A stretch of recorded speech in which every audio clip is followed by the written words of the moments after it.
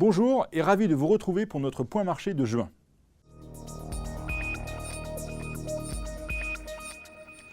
Mais tout d'abord, petit retour sur mai, où il ne fallait surtout pas suivre l'adage et vendre ses positions actions, puisque la plupart des grands indices n'ont cessé de grimper, à l'exception des marchés émergents. La hausse était toutefois plus nerveuse en fin de mois. Pourquoi cette hausse? Eh bien parce que les banques centrales continuent d'injecter beaucoup de liquidités sur le marché pour soutenir la croissance mondiale. Et c'est bon pour les actions et aussi pour les obligations, car elles profitent de la baisse des taux d'intérêt à long terme de la plupart des États. Même si, là aussi, il y a eu plus de nervosité en fin de mois. C'est bon aussi pour les obligations d'entreprise qui affichent toujours de beaux rendements, en particulier les obligations à haut rendement. Enfin, côté devises, l'euro a perdu du terrain sur le dollar. Le pétrole a baissé et l'or est revenu à son niveau de début 2011.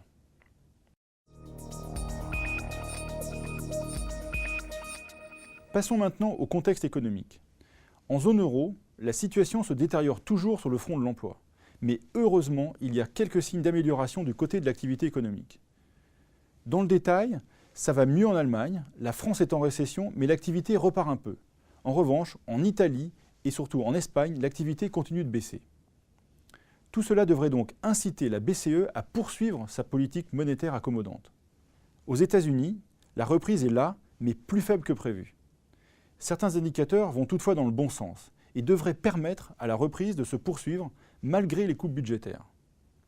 Petite alerte par contre côté chinois. En effet, pour la première fois en 7 mois, l'indicateur du secteur manufacturier est en baisse et la demande locale reste fragile.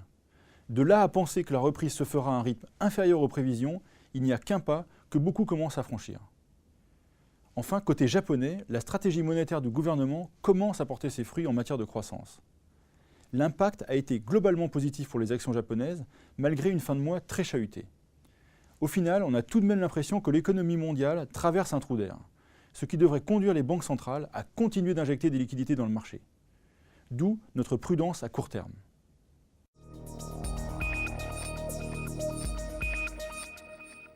Alors qu'allons-nous faire en juin? Eh bien, nous allons commencer par prendre quelques bénéfices sur les actions qui ont beaucoup monté ces dernières semaines, afin de réduire notre niveau de risque global. Mais nous restons tout de même positionnés sur les actifs risqués. Sur l'obligataire, nous allons rester à l'écart des obligations d'État espagnoles car la situation du pays ne s'améliore toujours pas. Par contre, nous allons rester présents sur les obligations d'entreprise car elles offrent encore de beaux rendements. Ce qui ne nous empêchera pas de prendre ponctuellement quelques bénéfices sur les obligations les mieux notées et les obligations à haut rendement.